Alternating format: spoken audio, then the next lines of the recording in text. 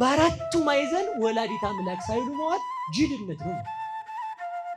ድገሙ ውዳሴን ከቅዳሴ ቅዳሴን ከውዳሴ የደገመውን ባይረሳትን አላሳየው ብላለች ወላዲተ አምላክ። የሰባቱን ቀን አንድ ቀን የሚደግም ሰው ዓለምን ሁሉ ጠቅልሎ እየገዛ ደስተኛ ሆኖ የሚኖር ሰው ይመስላል። ሁሉ እየተገዛለት ጠላት የሌለበት ንጉሱ። መዝሙረ ዳዊት ደግሞ መድገም አብሮ መዝሙረ ዳዊት የደገመ ሰው ደግሞ መላእክት ጥላ ይዘውለት ነው የሚወጡት። እስኪ በሉ የእመቤታችንን ውዳሴ በሉ። ታምሮ የማይደግም በሉ እንጂ ድግስ ተጠርቶ ውሃ የተደፋበት ይመስላል። ወላዲተ አምላክ ብለህ ካላመንክ ኢየሱስ ጌታ ነው ብለህ የምትሰብክ አንተ ማን ነህ ነው? ይሄ መመለክ ከሆነ አንተ ከደነቆርክ ማምለክ ከሆነ በአንተ ቤት ወላዲተ አምላክ ብለን እናምናለን። ምንም አታመጣም። በቃ እኛ ጅቦች ስለጮሁ ምንደነግጥ አይደለም አይደል? ከትችት ሰው አይወጣም ነው የምላችሁ። በህይወታችሁ መስመር ሁሉ እኮ ስትሄዱ ነው። ስታገቡ ለሴቲቷ መልክ ወጥቶላት ሀብት ሲመጣ እንዲህ አድርገህ ነው ተብለ ሲያምርብህ ይኸው ሰው ድሃ ሲሆን ያለው ሀብት ከጠፋ ሰርቆ እግዚአብሔር ፈረደበት ይላል ሰው አይልም ሰው ብላችሁ። ደግሞ ባለ ሀብት ከሆነ አስጠነቋቁሎ ነው እንጂ ይላል ደግሞ የፈረደበት ስርቆት አለ። ሰርቆ እዚህ የሚባለው ድርጅት ነበር ይባላል። ማንኛውም ብትቁ ነጭ ለብሳችሁ ብትመጡ ቄሴ ይላል ሰው።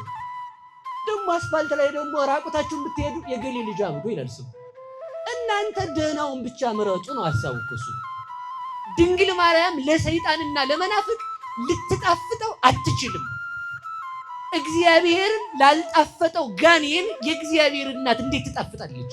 ጾሟን ጾመን እንድንጠቀም ውዳሴዋን ቅዳሴዋን እንድናደምጥ ወላዲተ አምላክ ፍቅር እግዚአብሔርን አንዲት ነገር ለመንኩት በሚል የትምህርት ርዕስ እንነጋገራለን። እስኪ በሉ እግዚአብሔርን በሉ። ስንት ነገር ለመንኩት? እንደገናም ንገሩኝ። ርዕሱን እንድትዙት ነው። አሐተ ሳልክዎ ለእግዚአብሔር ወኪያሃ አሐስስ። እግዚአብሔርን አንዲት ነገር ለመንሁት። የትምህርታችን ርዕስ ምንድን ነው? ዛሬ እንግዲህ የሁሉ ሰው አንድ ነገር ብቻ ነው ለምኖ የሚሄደው። ዛሬ ሳይሆን ዓለም ተጀምሮ እስከሚያልፍ ድረስ ፍጥረት የሚለምነው ትክክለኛው ልመና አንድ ብቻ ነው። ስንት ብቻ ነው ያልኳችሁ? ስንት? ቅዱስ ዳዊት አይሳሳትም መቼም ማለት መዝሙር 27 ቁጥር 4 ላይ ነው ያለው የትምህርታችን ርዕስ። አሐተ ሳልክዎ ለእግዚአብሔር ወኪያሃ አሐስስ። እግዚአብሔርን አንድ ነገር ለመንኩት እሷንም እሻለሁ። ምንድነው ስንለው እዛው ይመልሰዋል። ከመ እህድር ቤቶ ለእግዚአብሔር፣ በእግዚአብሔር ቤት እኖር ዘንድ። ከመ እርአይ ሰናይቶ ለእግዚአብሔር፣ የእግዚአብሔርን ደግ ነገር ሁሉ አይ ዘንድ በእሷም ደስ ሰኝ ዘንድ። ይህም ብሎ ነው የሚነግረን ቅዱስ ዳዊት። ስለዚህ የትምህርታችን ርዕስ ምንድን ነው? እንደገና ንገሩኝ። ያቺ ልመናችን ምንድናት? ቅር አላችሁ ማለት ነው። በእግዚአብሔር ቤት ምን ማለት መኖር። አንድ ልመና ነው ያለው። ያ ልመና ደግሞ ሁሉንም ጥያቄዎች የሚመልስ ልመና። አንድ ልመና ሁሉ ነገር የሚገኝበት ልመና። አንድ ሐሳብ የሐሳቦች ሁሉ የበላይ ሁሉ ነገር የሚገኝበት ሰው ብዙ ቃላቶችን የሚጠቀመው ለምን መሰላችሁ? አንድ ነገርን መግለጽና ማግኘት ሲያቅተው ነው። ቅዱስ ዳዊት ግን የሁላችንንም ልመና ጠቅልሎ ምን አለ መሰላችሁ? አንዲት ልመና እግዚአብሔርን አንድ ነገር እፈልጋለሁ አለ። ምንድነው አንድ ነገር? እንዴ ስንት ነገር ነው ያለው በዓለም ላይ? በጣም ሚሊየን ቢሊየን የሆነ ነገር እኮ ነው ያለው። ሰው ብዙ ልመና ይኖረዋል። ሰው ብዙ ሐሳብ ይኖረዋል። ሰው ብዙ ነገርን ይፈልጋል። ግን የሚፈልገው ነገር ሌላ የሚያስፈልገው ነገር ድጋሚ ያስፈልገዋል። ሰው አንድ ነገር ለምኖ በዚያ ነገር መጠቃለል ከቻለለት ሌላ ምን ያስፈልገዋል? ቅዱስ ዳዊት መቼም ተሳስቶ አይደለም አይደል? አገልጋይ አድርገኝ እኮ አይደለም ያለው፣ በቤቱ እኖር ዘንድ ነው ያለው። እንደዚህም ብሎ በቤቱ እኖር ዘንድ። እንደው ለእግዚአብሔር ቤት አይደለም ቀዳሽ አይደለም ሰባኪ፣ በእግዚአብሔር በንጉሱ ቤት አይደለም ልጅ ተብሎ ለእግዚአብሔር ዘበኛ ተብሎ መኖር ምንኛ መታደል መስሏችሁ? ለእግዚአብሔር ዘበኛ ስላችሁ እዚህ ጋር የሚጠብቁትን የጥበቃ አካል አይደለም። እናንተ እኮ በዚያ ነው የምታደርጉት ማለት ነው። እንደዚህ አይደለም። ለእግዚአብሔር እንደው እንደ አህያዋ እንኳን በሆንለት እዛች ወደ ኢየሩሳሌም ሲገባ የሆሳዕና ዕለት እንደ ተጫናት እንደ ጋለባት አህያ ብንሆን በራሱ መታደል እኮ። ለእግዚአብሔር ውሻ መሆን ምንኛ መታደል መስሏችሁ? ክቡር ሰው ላይ እንደው ተመልከቱ፣ ክቡር ሰው ላይ ያለ ልብስ በራሱ ምን ይሆናል? ክቡር ይሆናል እኮ። እና ይሄን ልመና እግዚአብሔር ለምነን እንዳይነሳ መልካም ፈቃድ ይሁንልን። ምንም አይነት ነገር ሊኖራችሁ ይችላል። ምንም አይነት ዘመድ ሊኖራችሁ ይችላል። በእግዚአብሔር ቤት ግን ለዚህ ነው እኮ ሙሴ የፈርዖን ልጅ ከመባል የማን ልጅ መባል ይሻላል? በሉ እንጂ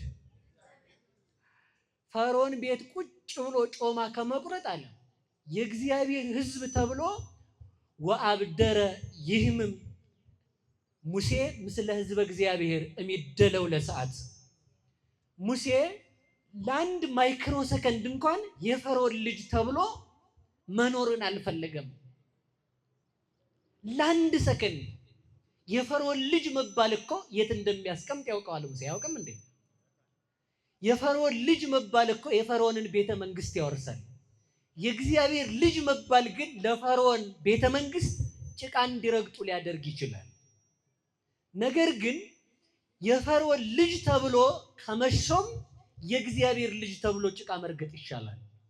የፈርዖን ልጅ ተብሎ ከመንገስ የእግዚአብሔር ልጅ ተብሎ መገረፍ ይሻላል። የፈርዖን ልጅ ተብሎ በፈርዖን ቤት አድጎ በፈርዖን ቤት ኖሮ ለዘላለም በገሃነመ እሳት ከመኖር የእግዚአብሔር ልጅ ተብሎ ለጥቂት ዘመን መገፋት ይሻላል። ለዚህ ነው የገባው ሰው ተመልከቱ፣ ሙሴ በቤተ መንግስት ሆኖ ቤተ መንግስቱን ሲንቀው እስራኤል ከባርነት ወጥተው በበረሃ የደረሰባቸውን መከራ መታገስ አቅቷቸው ብፁዕ ዘይሴሰይ እማይደፍር ፋራቲሁ ለፈርዖን ወእማየ አይጋቲሃ ለግብፅ። የእግዚአብሔር ሕዝብ ተብሎ በበረሃ ከመሰቃየት በፈርዖን ቤት የነበረውን ዱባ የሚበላ በፈርዖን ቤት ኖሮ ጭቃ የሚረግጥ ሰው ብፁዕ ነው አሉ እስራኤላውያን። ሕሊናቸው ሲጠም ምን እንደደረሰባቸው እኮ ያውቁታል።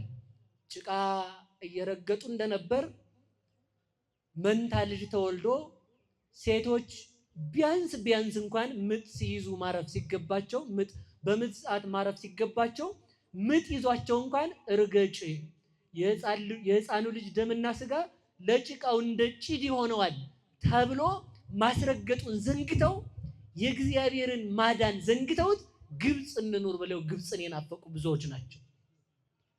ነገር ግን በፈርዖን ቤት ከመንገስ በእግዚአብሔር ቤት መዋረድ ይሻላል።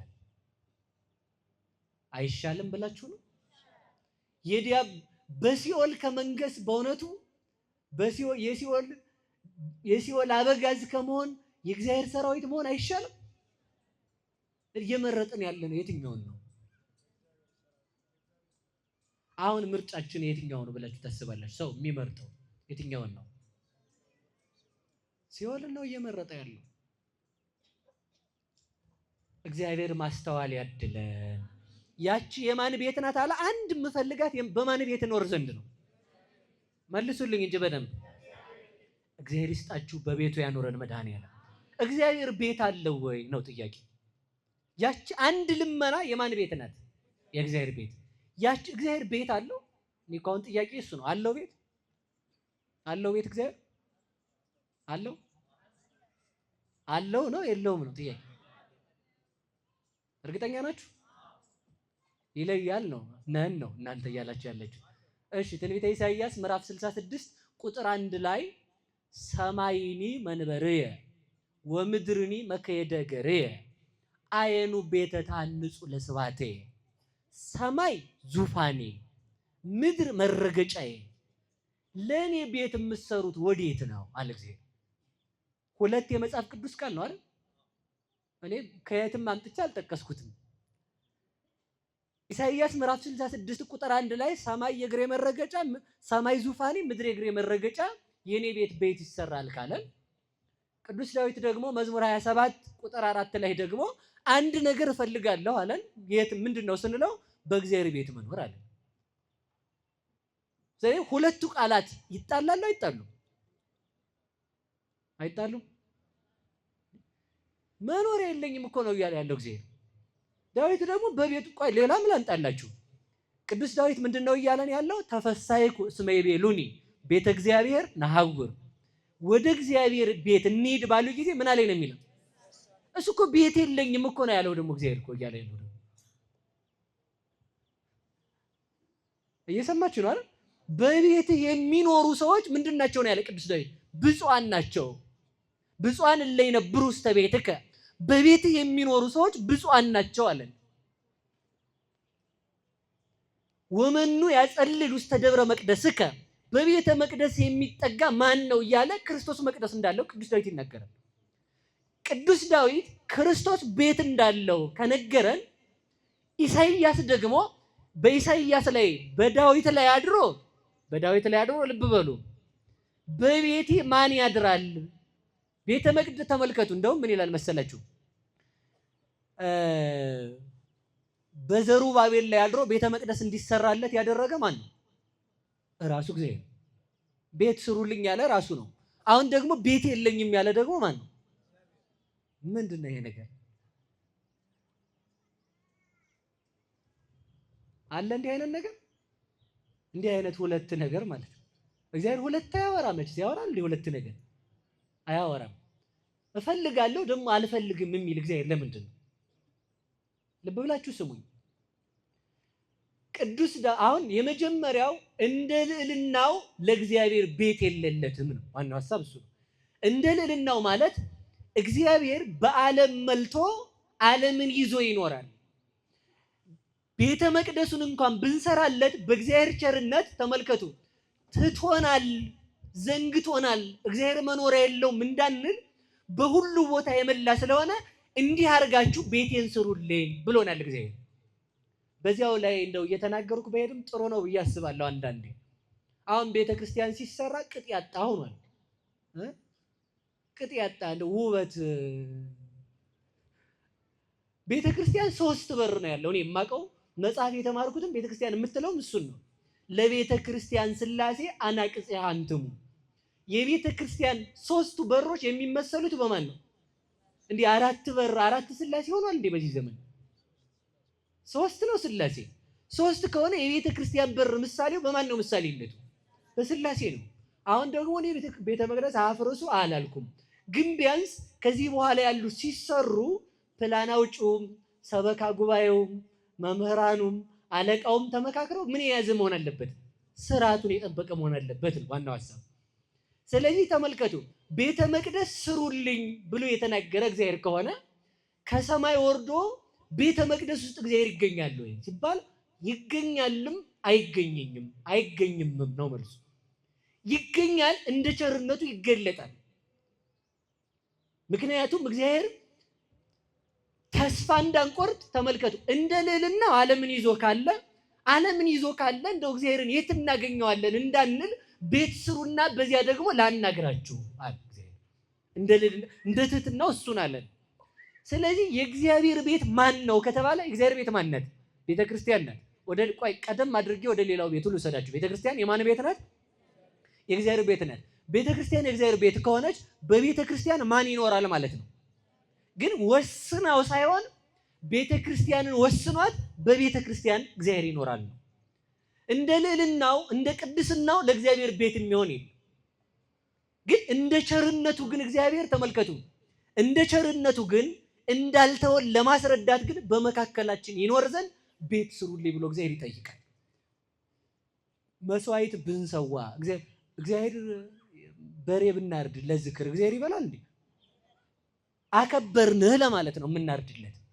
ያን ተቀብሎ ደግሞ እግዚአብሔር ትተውኛለህ። ይኸውላችሁ እንደ ልዕልናው እግዚአብሔር አይበላም፣ እንደ ቸርነቱ ደግሞ ያቀረብንለትን ይቀበላል እኮ ተመልከቱ። የሚገርመው ነገር ያቀረብንለትን መቀበሉ ሳይሆን የምንሰጠው ከማን የመጣውን ነው? በሉ ነገሩኝ እንጂ ያም በሬ ማን ነው የፈጠረው? በሬው የማን ነው? በራሱ። አሁን ደግሞ የሚታረድለት ደግሞ ማን ነው? አይገርማችሁ? በሬው የሱ ደግሞ አረድንልህ ብለን ደግሞ እናስደስታለን የምንለው ደግሞ እሱን። ሁሉ ነገር የእሱ ነው። ይሰጠናል፣ እንደገና ደግሞ ይቀበለናል። ሁሉን ሰጥቶ የሚቀበል አምላክ ስሙ የተመሰገነ ይሁን። ስለዚህ ነው ለእኔ ቆዩ አንድ ጊዜ ለእኔ ምንም ቤት ልትሰሩ አትችሉም ያለን እንደ ልዕልናው ደግሞ በእግዚአብሔር ቤት እኖር ዘንድ ወደድኩ። አንድ ነገር ነው የምፈልጋት ያላት ያቺ ቤት ማናት ይመስላችኋል? ያቺ ቤት ማናት ይመስላችኋል? ቤተ ክርስቲያን ክርስቶስን ከመያዟ በፊት አስቀድም አንድ ቤት አለች። ማናት ያቺ ቤት? ወላዲተ አምላክ ናት። ገብቷችኋል? ያ አንድ ቤት ብቻ ነው የምፈልጋት። እዚያች ቤት ውስጥ ከዚያች ቤት ለመድረስ የማይተጋ ማን ነው? ያቺ ቤት እኮ ሁሉ ያለባት ቤት ናት። ስለዚህ ምን አለ መሰላችሁ የእግዚአብሔር ቤት ማን ናት ትለኝ እንደሆነ ቤተ ክርስቲያን አዎ ናት። ሰማይማ ልብ ብላችሁ ስሙ፣ ሰማይማ ለእግዚአብሔር ቤት ሊሆን እኮ አልቻለም። ለምን? ሰማይ መንበሬ ነው ያለ። መንበሩ ከሆነ ዙፋን ደግሞ መቀመጫ ነው። እግሩ የት ሊሆን ነው ያሰኛል እኮ አያችሁ አይደል? እግሩ የት ነው ስንል ደግሞ ምድር ደግሞ የእግሬ መረገጫ ናት አለ። ምድር በመላዋ የእግሩ መረገጫ ከሆነች ሰማይና ምድር ለእግዚአብሔር ቤት ሊሆኑ አልቻሉም ማለት ነው። ቅዱስ ዳዊት ግን እየፈለገ ያለው ማንን ነው ትሉኝ እንደሆነ አንድ ነገር እፈልጋለሁ ወኪያ አስስ ያችን እፈልጋታለሁ። ያችን ምንድናት ትለኝ እንደሆነ የእግዚአብሔር ቤት ናት። የእግዚአብሔር ቤት ደግሞ ከድንግል ማርያም በቀር ማን አለ? ማንም ሊኖር አይችልም። ማንም ሊኖር አይችልም። ጥያቄ ልጠይቃችሁ። እንደው ቆይ ባጭሩ ሰው ቤት ውስጥ አደረ የሚባለው መጥቶ እንደው ቢያንስ መኪናውን እኮ ይዞ አይገባም። ግቢ ነው የሚያቆመው አይደል? ግቢ ላይ ነው አስቀምጦት የሚገባው መኪናውን።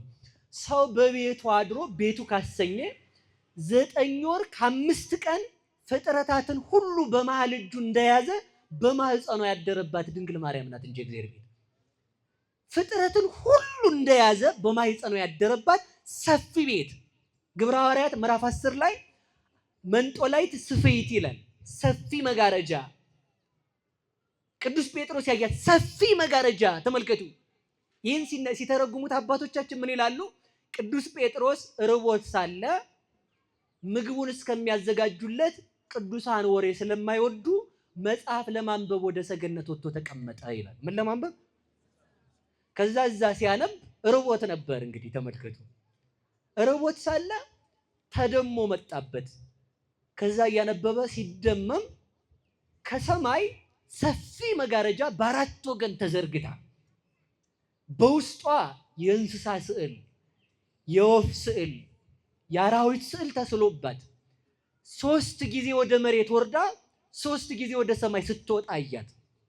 መልአኩ ተከትሎ መጥቶ ነበር መጋረጃዋን። ጴጥሮስን እንዲህ አለው። ጴጥሮስ አለው። አቤት አለ። ተንስ ህርድ ወብላ። ጴጥሮስ ተነሳና አርደህ ብላ አለው። ደግሞ ጣቱን የሚያሳየው ደግሞ ወደ አሳማ ነው። እንዲህ ያለ ነገር አሳማውን በጣቱ እያሳየ ከመጋረጃው ውስጥ ተነስና አርደህ ብላ ይለዋል። ጴጥሮስ ምን አለው? ኢበላይኩ ግሙራ ዘኢኮነ ንጹሃ፣ ንጹህ ያልሆነ ነገር በልቼ አላውቅም አለ። ከዛ መልአኩ ምን አለ መሰላችሁ? ዘእግዚአብሔር አስተናጻ ኢታስተራኩስ አንተ፣ እግዚአብሔር ንጹሕ ያደረገውን ለምን ነው የምታረክሰው አለው። ሊቃውንት ይህን ሲተረጉሙት ተመልከቱ። ሰፊ መጋረጃ የተባለች ድንግል ማርያም ናት አሉ። ሰፊ መጋረጃ ማለት ከሰማይ ስትወርድ ማየቱ ተመልከቱ።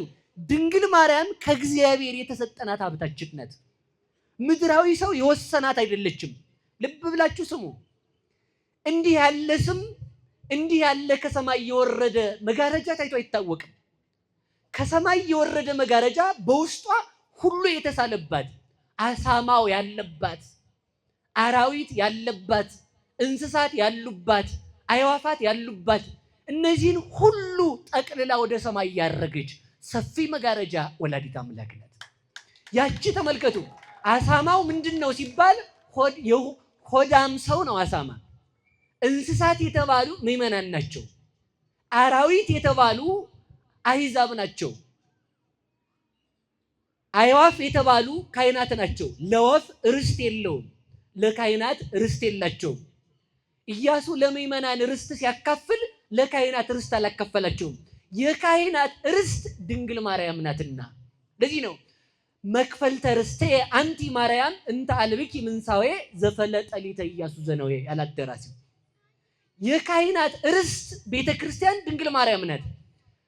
ካህናት ምዕመናንን ይጠብቃሉ። ምዕመናን ለእግዚአብሔር መባ ያመጣሉ። ለእግዚአብሔር የሰጡትን በእግዚአብሔር ስም የሚሰጡባት የሚገብሩባት ያቺ ታቦት ዘዶር ያቺ ታቦተ ጽዮን ድንግል ማርያም ናት።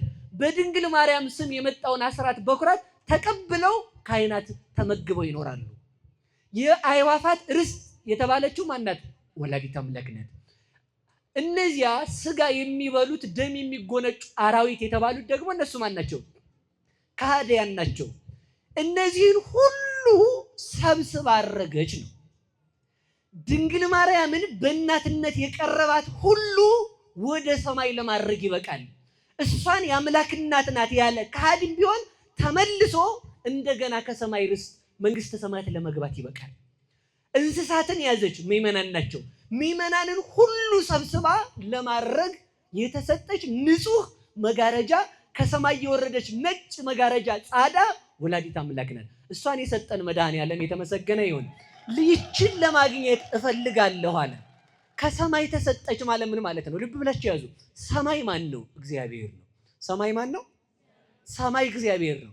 ከሰማይ ወረደች ማለት ከማን ተሰጠች ማለት ነው? ድንግል ማርያምን ተሰብስበን የሆኑ መምህራን ተሰብስበው የሆኑ ጳጳሳት ተሰብስበው የሆኑ መላእክት ተሰብስበው ወስነው የሰጡን አይደለችም። እኛ ስለ ድንግል ማርያም የምንናገረውን አይደለም። እዚህ አካባቢ ሆዱን እንደ ቅንቡርስ የሚንከባከበው ሰው አይደለም። ከሰማይ ዲያብሎስ እስከነ ሰራዊቱ የወረደው ዲያብሎስ ተሰብስቦ መጥቶ ድንግል ማርያምን እያመለካችሁ ነው ቢለን አንቀይረው። ለምንድን ነው የማንቀይረው? የተሰጠነው ከማን ስለሆነ ነው? ከእግዚአብሔር ስለሆነ ነው። ከእግዚአብሔር የመጣ መልአክ ድንግል ማርያምን አይቃወምም። ድንግል ማርያምን የሚቃወም ከሆነ ጋኔን ነው። ልብ ብላችሁ ስሙ። ዓለም ሲፈጠር ለዓለም መድኃኒት የታሰበ አንድ ስም ማርያም በሉ እስኪ። እንግዲህ እንደዚህ አንድ ስም ስለ እናንተ ማርያም ትላላችሁ። እግዚአብሔር ዓለምን ከመፍጠሩ አስቀድሞ ለመድኃኒትነት ያዘጋጀው ምክንያተ ድኅን የሆነ አንድ ስም አለ። እሱ ማን ነው? ማርያም የሚል ስም ነው። በፍጥረት ዓለም የተሰበከ ሰማይ ለምሳሌ ሆኖለት የተሰበከ አንድ ስም አለ። ማን ነው ያ ስም?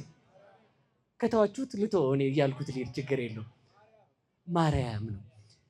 ምስራቅ ሲታሰብ በስነ ፍጥረት የተሰበከ አንድ ስም አለ። እሱ ማን ነው?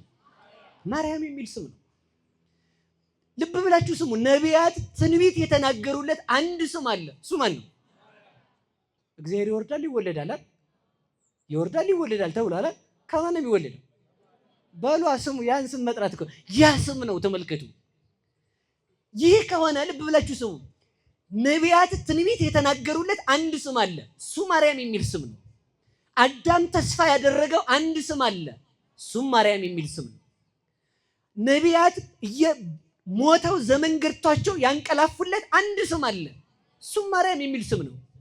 መልአክ አክብሮ ከሰማይ ተልኮ እጅ ሊነሳው ጸጋን የተመላ ብሎ የመሰከረለት ስንት ስም አለ? ስንት ስም አለ? ያ ስም ማን ነው? ማርያም የሚል ስም ነው። በጊዜ ተዋህዶ በድህነት ጊዜ እግዚአብሔር ለእናትነት የመረጠው አንድ ስም አለ። እሱ ማን ነው? ማርያም የሚል ስም ነው።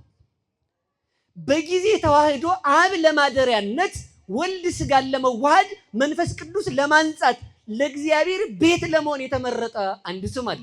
እሱ ማን ነው? በጊዜ ተዋህዶ ፍጥረታትን ሁሉ ይዞ ንጉስን ከነሰራዊቱ ከተማ እንደሚይዘው ፈጣሪን ከነፍጡሩ የያዘ አንድ ስም አለ። እሱ ማርያም የሚል ስም ነው። ፍጥረታት ሊጠራበት የማይችል አንድ መተኪያ የሌለው ስም አለ። እሱ ማን ነው? በሉ ንገሩኝ እንጂ። ማርያም የሚል ስም ነው። ያ ማርያም የሚል ስም እግዚአብሔር በብቸኝነት የሚጠራው ስም። እሱ ምንድነው? ለእግዚአብሔር እናት መሆን ከማርያም በቀር የተቻለው የለም። መተኪያ የሌለው ስም አንድ ስም ነው። እሱ ማርያም የሚል ስም ነው። ማርያም የሚለው ስም የእግዚአብሔር እናት በመባል ሊተካው የሚችል ፍጥረት የለም። ያ ሊተካ የማይችለው ለፍጥረታት ሁሉ እናት በመሆን የተሰጠ ስም አለ። እርሱ ማርያም የሚል ነው። ይህን ስም ነው ቅዱስ ዳዊት ምንድነው ያለ? በእግዚአብሔር ቤት እኖር ዘንድ አንድ ነገር እፈልጋለሁ። ይህን ስም ነው ዳዊት የፈለገው። አንድ ስም አለ ለጨለማው ዓለም ብርሃን የሚወጣበት፣ እርሱም ማርያም የሚል ነው። አንድ መድኃኒትን የሚወጣበት አንድ ስም አለ፣ እርሱም ማርያም የሚል ነው። ለረሃብተኛው ዓለም መሶብ የሆነ አንድ ስም አለ፣ እርሱም ማርያም ነው። ድርቅ ለመታው ዓለም ዝናብን የያዘ አንድ ስም አለ፣ ዝናብን የያዘ ደመና አንድ ስም አለ፣ እርሱም ማርያም የሚል ነው። የእግዚአብሔር ቃል ተመልከቱ፣ የእግዚአብሔር አብ አካላዊ ቃል የተጻፈበት አንድ ስም አለ፣ እርሱም ማርያም የሚል ነው። ማን ነው የሚለው? በሞቴ ንገሩኝ። ማርያም የሚል ስም ነው። ልብ ብላችሁ ስሙ እስኪ። በዚያኛው በታቦተ ጽዮን ላይ የማን ቃል ተጽፏል? በሉ የእግዚአብሔር ቃል በሉ እንጂ 10 ቃል ተጽፏል። በድንግል ማርያም ግን የተጻፈው የማን ቃል ነው? በዚያኛው ላይ ቃሉ ነው የተጻፈው። በድንግል ማርያም ላይ የተጻፈው ግን አካላዊ ቃል ነው። ተመልከቱ፣ ቅዱስ ዳዊት ምንድነው ያለ? ደይው ልበክሙ ውስተ ኃይላ፣ ልባችሁን በኃይሏ ላይ አኑሩ ብሏል። በታቦተ ጽዮን ላይ ምን ኃይል አላት ትለኝ እንደሆነ እግዚአብሔር ተገልጦባታልና ዘዑደት ዘስም ዘሕግ ዘብርሃን ይላታል ሲተረጉሙ ሊቃውንቱ። ዘዑደት አላት እስራኤልን እየመራች 40 ዘመን ዞራለች። ድንግል ማርያም ደግሞ ዓለም እሷ ከተገለጠችበት ድንግል ማርያም ከተገለጠችበት ጊዜ ጀምሮ በሄድንበት ሁሉ ምድረ ርስት እስከምንገባ የምትመራን ታቦታችን ናት። እሷን የሰጠን መድኃኔዓለም ይመስገን። በዚያችኛዋ ልብ ብላችሁ ስሙኝ ቆዩ። በዚያችኛዋ ታቦት ላይ ብርሃን ሰፍሮ ይታይ ነበር። በድንግል ማርያም ማኅፀን ግን የብርሃን ጌታ ክርስቶስ ነው ያለው። በዚያችኛዋ ታቦት ላይ ያካላ መላእክት ኪሩቤልና ሱራፌል ተስለውባት ነበር።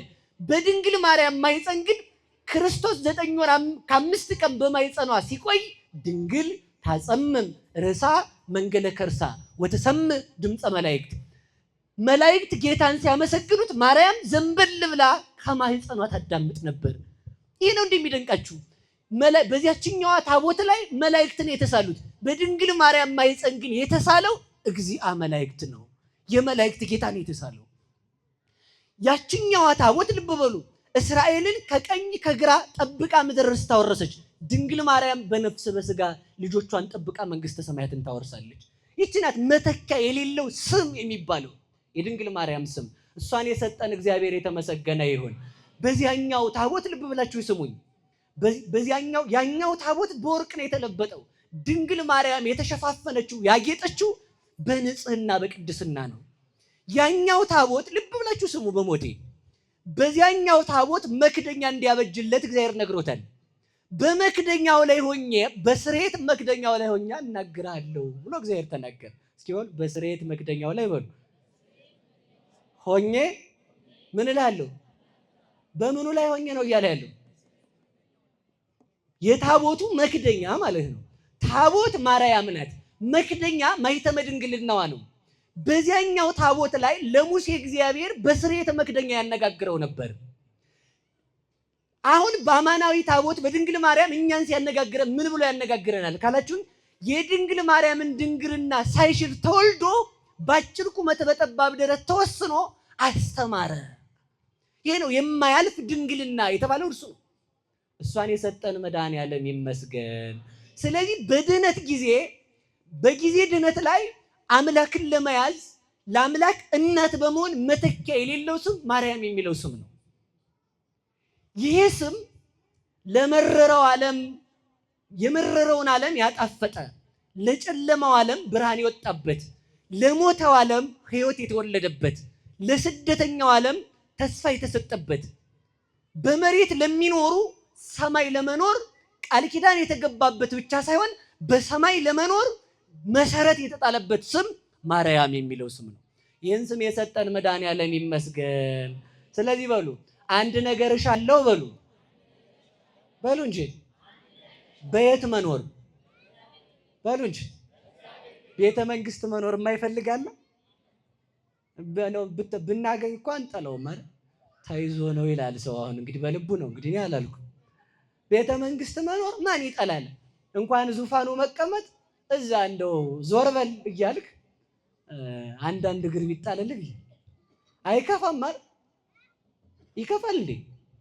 እና በእግዚአብሔር ቤት ለማደር እኮ ነው ተጋለ ያለው። አንድ ነገር ብቻ በእግዚአብሔር ቤት ካደርኩ ምን ይጎልብኛል? እስኪ የሚጎል ንገሩኝ። እስኪ አሁን ይሄን ሳትለምኑ እንዳትሄዱ በሞት በማን ቤት መኖር ነው? ያቺ እግዚአብሔር ቤት ማናት ነው ያልኳችሁ? ከድንግል ማርያም በቀር እግዚአብሔር ቤት አለው ወይ? ልብ ብላችሁ ስሙኝ። ታዲያ ያቺ እግዚአብሔር ቤት ማርያም ከሆነች ወደ ማርያም የቀረበ ሁሉ ማንን ያገኛል? በሉ ንገሩኝ። ወደ ቤተ መንግስቱ የተጠጋ ሁሉ ወደ ማን ይደርሳል? ወደ ንጉሱ እንደሚደርስ ወደ ቤተ መንግስቷ ወደ እግዚአብሔር ቤተ መንግስት ወደ ድንግል ማርያም የቀረበ ወደ ማን ይቀርባል? በሞቴ ንገሩኝ። እስኪ ጥያቄ ልጠይቃችሁ። እንግዲህ ማንነሳ ታዲያ ከእረኞቹ ጋር እንነሳ። እረኞቹ ሌሊት ተነስተው በጨለማው የሚገርም ጨለማ ሊቀርበው የማይችል ብርሃን ክርስቶስን ያገኙት ከማን ነው? በሉ ከእመቤታችን በሉ እንጂ። እረኞቹ ሌሊት ተነስተው እየኳተኑ ሄዱት ወዴት ነው? በሉ ወደ ማርያም በሉ። በሞት አይሁላችሁ እየኳተኑ ሄደው ጨለማ የማያሸንፈውን አማናዊ ብርሃን አገኙት። እሺ ሰባ ሰገል ያን ያህል ዓመት በኮከብ ተመርተው ሄደው ማንን ያገኙት? ድንግል ማርያምን ሲያገኙ ማንን አገኙ? ክርስቶስን አገኙ። ልብ ብላችሁ ስሙኝ። ኮከቡ እየመራ አንጥቶ ከማርያም ነው ያደረሰው። ከማርያም ስትደርስ ምልክት ምንድን ነው የተባለው? እናቱ ልጁን ልጁና እናቱን ታገኛለህ። እናቱ ምን ብለው ታቅፈው። ይሄ ነው ምልክቱ። የአንድ አማኝ ማስረጃው ወላዲተ አምላክ ነን። ያለዚያ ያገኘው አለቃ ሳጥናኤል የሚሆነው እንጂ ክርስቶስ ሊሆን አይችልም። ልብ ብላችሁ ስሙ። ገብርኤል እየከነፈ መጥቶ ማንን ያገኘው? በሞቴ ንገሩኝ። ቆይ ገብርኤል ከሰማይ የሮጠው መጥቶ እግዚአብሔርን ያገኘው ማርያምን ያገኘው? እግዚአብሔርማ እዚያው አለለት አይደል? ገብርኤልን ነው መሆን የምትፈልገው? ጋኔንን ነው መሆን የምትፈልገው? ነው ማርያምን ከጠላ ገብርኤል ከሰማይ እየበረረ መጥቶ ከማን ጋር ነው የመጣው? ምን ገብርኤል? እግዚአብሔር ራሱ ወደ ማን ነው የመጣው? በሞቴ ንገሩኝ። ለምንድን ነው ወደ እሷ የመጣው?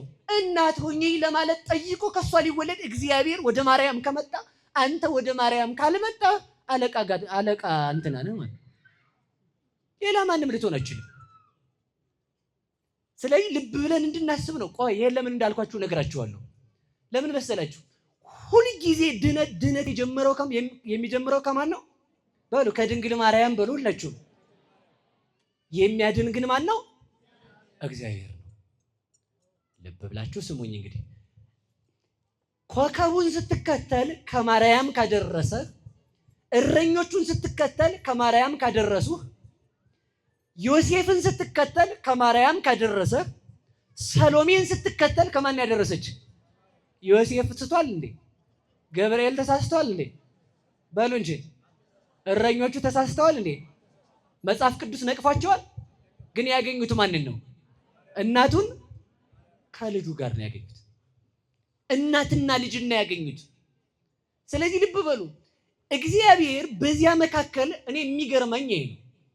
እግዚአብሔር በራሱ ወደ ሰማይ ማሳረግ እየቻለ ወደ ማርያም ከመጣ አንተ ወደ ሰማይ ሳያሳርጋት በዚህ ዓለም እንድትኖር ወደ ፈቀደላትና ለድነት ምክንያት ወዳደረጋት ወደ ማርያም ካልመጣ አንተ ሰው ሌላ ሰው ነህ ማለት ነው። እማናስተካክለው ለዚያ ነው። እግዚአብሔር የመጣ ወደ ማርያም ከሆነ እግዚአብሔርን ስፈልግ ወደ ማርያም እሄዳለሁ። መልአክ ወደ ማርያም ከመጣ እግዚአብሔርን ስፈልግ ወደ ማርያም እመጣለሁ። መላእክት ነጉደው የመጡት እኮ ወደ ቤተልሔም ማንን ሊያገኙ መስሏችሁ ነው? እግዚአብሔርን ሊያገኙ ነው። እግዚአብሔርን ያገኙት ደግሞ ማርያም ጋር ሲሰበሰቡ ነው። ስለዚህ ልብ በሉና ስሙኝ። ስለዚህ በማን ቤት ማደር እንፈልጋለን? በማን ቤት?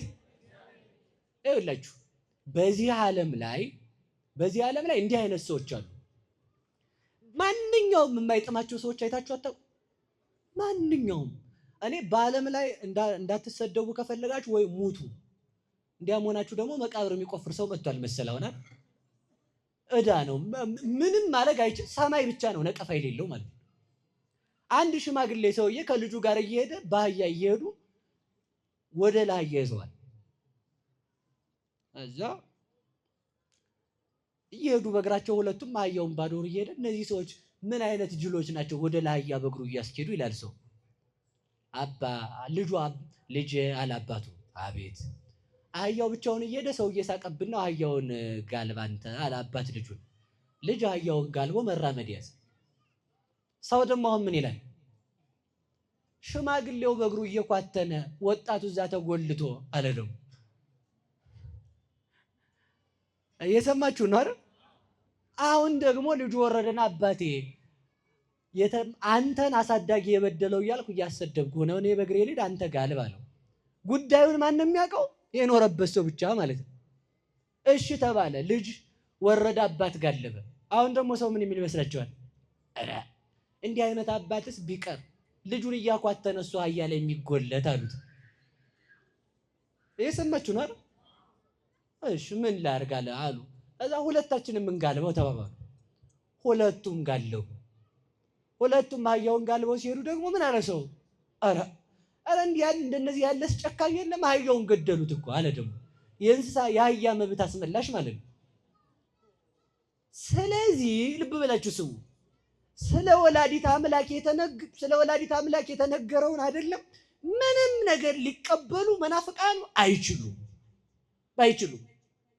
እንደውም ልብ ብላችሁ ስሙ። ቆይ እየሰማችሁ ነው? እስኪ ወላዲተ አምላክ በሉ እንጂ በደንብ። ይሄ ማርያምን ማምለክ ነው። ልጇ አምላክ ካልሆነ እንግዲህ ምን ልትላን? ወላዲተ ሰብ ትላት ላትሰባት ክብር ይግባት። ይሄ መመለክ ነው ካልክ ምን ልትል ነው አንተ ታዲያ? ነው አሁን ለዚህ ሰው ማለት ወላዲተ አምላክ ብለህ ካላመንክ ኢየሱስ ጌታ ነው ብለህ የምትሰብክ አንተ ማን ነህ ነው? ይሄ መመለክ ከሆነ አንተ ከደነቆርክ፣ ይሄ ማምለክ ከሆነ በአንተ ቤት ወላዲተ አምላክ ብለን እናምናለን። ምንም አታመጣም።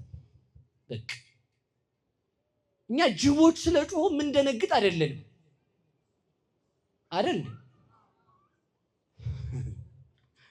ከትችት ሰው አይወጣም ነው የምላችሁ። በህይወታችሁ መስመር ሁሉ እኮ ስትሄዱ ነው።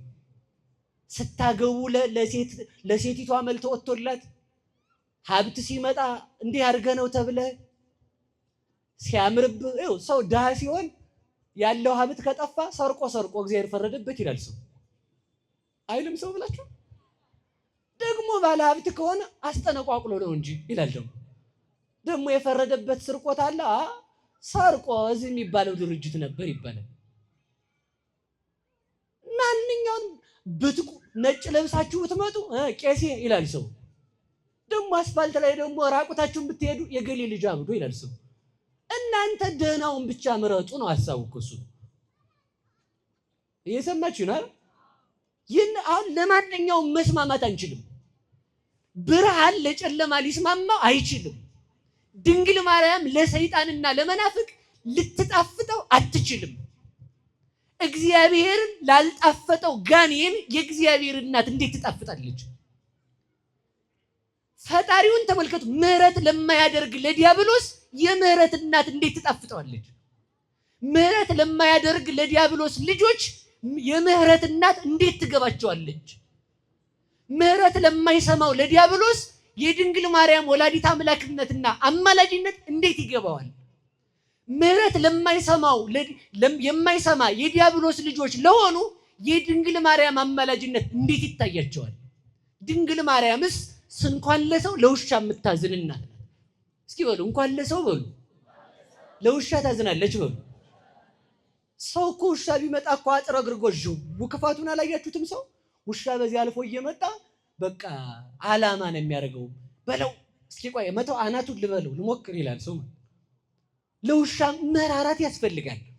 ድንግል ማርያም ግን ውሃ ጠምቶት ሲመጣ ውሻው ምንድን ነው ያለችው? እግዚአብሔር ከመፍጠር ያልናቀውን እንዴት እኔ ንቀዋለሁ አለች። ተመልከቱ። ለውሻ የሳሳች እመቤት ለገብረ ማርያም አትሳሳም? ለአስካለ ማርያም አታማልድም? ታማልዳለች እንጂ ደግሞ አንተ እንኳን ቢራ ስገለብጥ ሆድክን ገልብጠ እያመሻ አማልዳለሁ ብለህ ትለፈልፋለህ።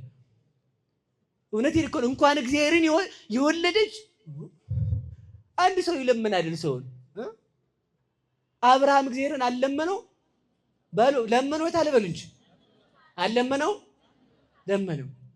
ከአብርሃም የአብርሃም እመቤት ታንሳለች?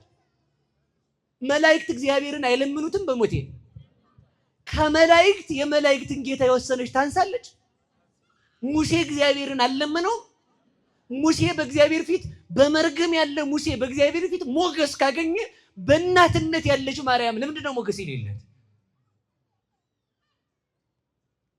ስለዚህ ተመልከቱ፣ ሁሌም ቢሆን ይኸውላችሁ ማለት ያለብን እኔ የድንግል ማርያም ትህትናዋ ይሄን የሚገርመኝ ሁልጊዜ አጥርታ የምታይ ማለት ነው። ሰው ውሻ ትዝ ቢለው ምንድን ነው የሚለው? እንዳይሞት ላጠጣው ነው ካለ፣ እሷ ግን ምንድን ነው ያለችው? እግዚአብሔር ከመፍጠር ያልናቀውን ያልዘነጋውን እኔ የምዘነጋ ማን ነኝ እኮ ነው። ተመልከቱ፣ ከዚህ በላይ ሩህሩህነት አለ? ለሰው ማማለዱን ተውት፣ ሙት ማስነሳቱን ተውት፣ ለዓለም ጠበቃ መሆኑን ተውት። እስኪ ድንግል ማርያም ለፍጥረታት የምትራራ ናት። ለምን? የእግዚአብሔር እናት ናትና በሉ እስኪ የእግዚአብሔር እናት ናትና በሉ። እግዚአብሔር ሩህሩህ እንደሆነ እሷ ደግሞ በተሰጣት ጸጋ ለፍጥረታት አዛኝ ናት። ወላዲት አምላክ ለሁላችን ትዘንልን፣ ለውሾች ልብ ትስጣቸው፣ የጠፉትን ትመልሳቸው። ያለዚያ ግን ቀጥታ የምነግራችሁ ነገር ይሄ ነው። ሰሞኑን እኮ እንደው አንድ ሰው ልኮልኝ እኔ ሊቀ ሊቃውንት እያሉኝ ነው መሰል ሰዎቹ። ሊቀ ሊቃውንት ግሩም የሚባለውን ሰውዬ ፍቅረ ማርያም ብለነዋል ይላል። ተመስገን በሉ፣ ተመስገን በሉ፣ ተመስገን። ይሄ ከሆነ እቀበለዋለሁ ብዬ ነው። እኛ ክርስቲያን የሚል ስም ይወጣልን የስድብ ስም እንደሆነ ታውቃላችሁ። ክርስቲያን መባል እነዚያ የክርስቶስ ተከታዮች ክርስቲያኖች ሲሏቸው ይሄ ስም ተስማምቶናል አሉ። እስኪ በሉ ይሄ ስም በሉ ተስማምቶናል። ምንድን ነው ስማችን? በሉ ክርስቲያን በሉ እንጂ ፍቅረ ማርያም መባል የማርያምን ፍቅር አርጎት ነው። አንተ ፍቅረ ዲያብሎስ ነህ፣ አዎ እኛ ፍቅረ ማርያም ነው። በቃ ነው ነን እኮ ነው መልስ። ግልጽ ነው ሐሳቡ። ነን፣ አዎ ነን። እና ይኸውላችሁ ከቃሉ ጋር ናችሁ። በእግዚአብሔር ቤት በሉ ምን ል ዘንድ አንድ ልመና በሉ ሁላችሁ በሕይወት ዘመን ሁሉ ያቺ ማናት በሉ ንገሩ። እሷ የተጠጋ ማን ይነካዋል? እስኪ እንደው ልንገራችሁ ከድንግል ማርያም ስር የተጠጋን ሰው ረሃብ እንዳያወጣው ልጇ ህብስት፣ ድርቅ እንዳይመታው ልጇ ዝናብ፣ ስደት እንዳያንገላታው ልጇ ርስት፣ ራቁት እንዳይሆን ልጇ ልብስ፣ እንዳይጨልምበት ልጇ ብርሃን፣ እንዳይመረው ልጇ ጣፋጭ ለልብ የሚጣፍጥ፣ እንዳይደነቁር ልጇ እውቀት፣ እንዳይሞት ልጇ ሕይወት፣ እንዳያልፍ ቦታ እንዳይጠበው ልጇ ሀገር፣ ዘመድ እንዳያጣ ልጇ የፍጥረታት ሁሉ ጌታ። ምን ሊጎልበት ይችላል? ድንግል ማርያምን የተጠጋ እና ከዚህች ሀገር ያልተጠጋው ከየት ልትጠጋልህ ነው? እስኪ ከዚህች ሀገር እጠጋለሁ በሉ። ወላዲተ አምላክ በመላ ዘመናችን ከሷ አቅፍ አታጥፋል። እግዚአብሔር መጥቶ የተጠጋባት ከሆነች እኔ ብትጠጋ ነው እንደሚገርም ዋ ለእግዚአብሔር ጡት እየመገበች ያሳደገችውን ገብረ ማርያም የሚባለውን ሰውዬ እየመገበች ብታሳድገው ነው እንደሚደንቅ። ድሮውንስ የት ልጠጋ ነው? እግዚአብሔር የተመገበውን ነው መመገብ ያለብኝ፣ ዲያብሎስ የተመገበው ነው። ያ ነው እኮ ተመልከቱ። ወላዲተ አምላክን የሰጠን መድኃኔዓለም ስሙ ይመስገንልን። በዚህ በሕይወቴ ዘመን ሁሉ ወደዚያች እሄዳለሁ አለ። እግዚአብሔርን የምለምነው ልመና በቤቱ ኖር ዘንድ ነው። ያቺ ቤቱ ወላዲተ አምላክ ናት። የእግዚአብሔር ቤት ፍጥረታትን ሁሉ ወስኖ በመካከሏ የተገኘባት ቤት። እንዲች አይነት ቤት ታይታ አይታወቅም። ሰማይ ለእግዚአብሔር ቤት ሊሆን አይችልም። ማርያም ግን ለእግዚአብሔር ቤት ሆናለች። ሰማይ ለእግዚአብሔር ቤት ይሆናል ከሆነም በረድኤት ነው። ከድንግል ማርያም ግን ያደረው በምንድን ነው? በአካል። ከዚች ቤት ላይ ነው እንጂ ይችን ቤት ነው አምለምነው ፈጣሪዬን። የማትፈርስ ቤት እኮ ናት። ደግሞ ተመልከቱ፣ ማንም ሰው የማይደረምሰው ምሽግ ቢኖር ከዛ የማይሸሽግ ማን ነው? ሁሉ ነገር ያለበት ምሽግ ቢኖር ከዚያ ተደብቆ ጠላቱን የማያጠፋ ማን ነው? ያቺ ምሽግ ናት ማርያም።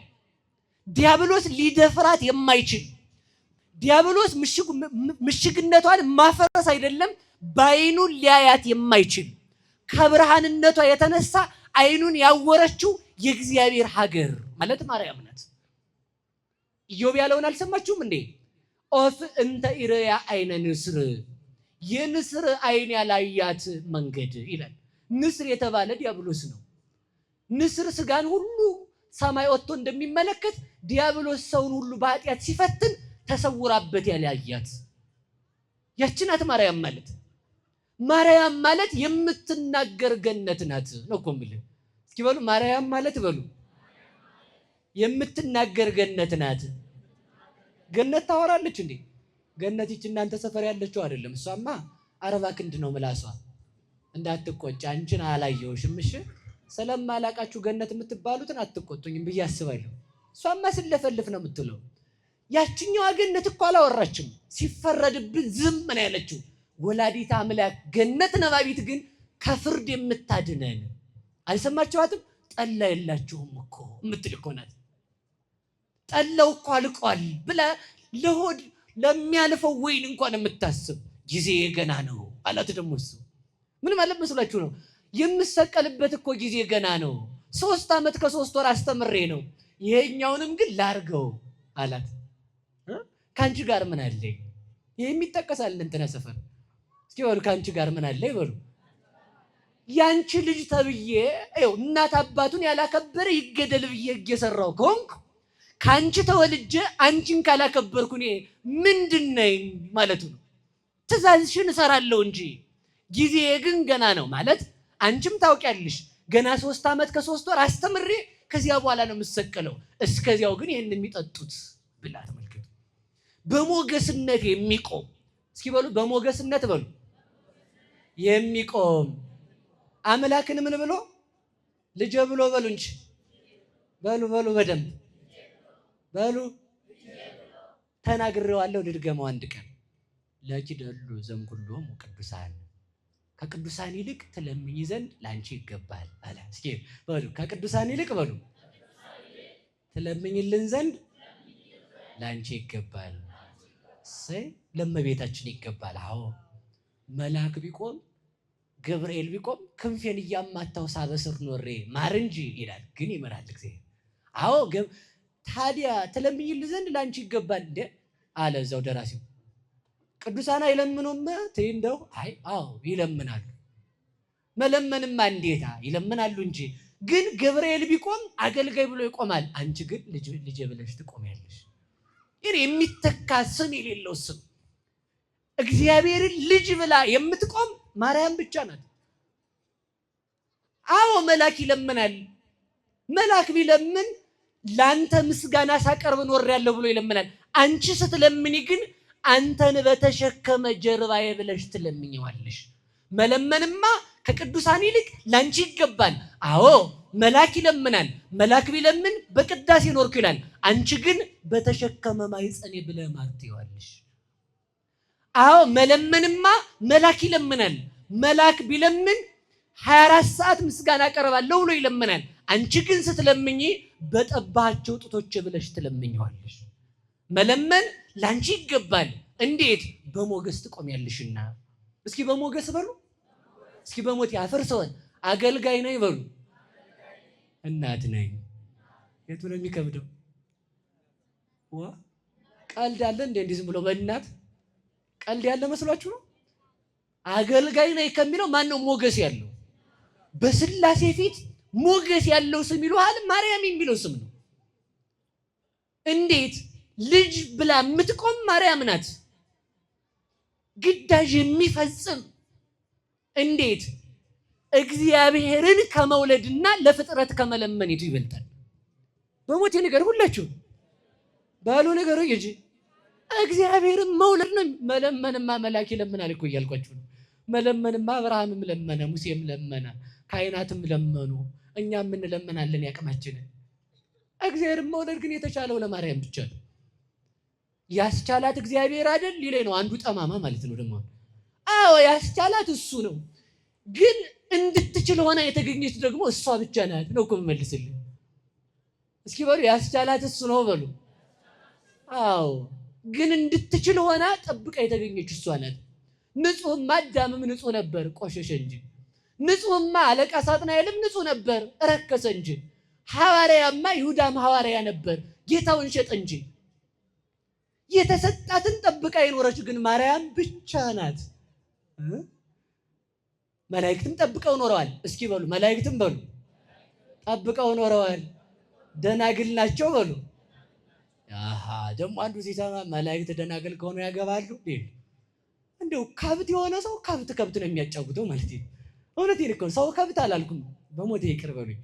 ማለት የፈለኩት ቅዱስ ዮሐንስ አፈወርቅ ምን ይላል? ወለ መላእክት ሳይተከሎሙ ድንጋሌ ህሊና ይላል።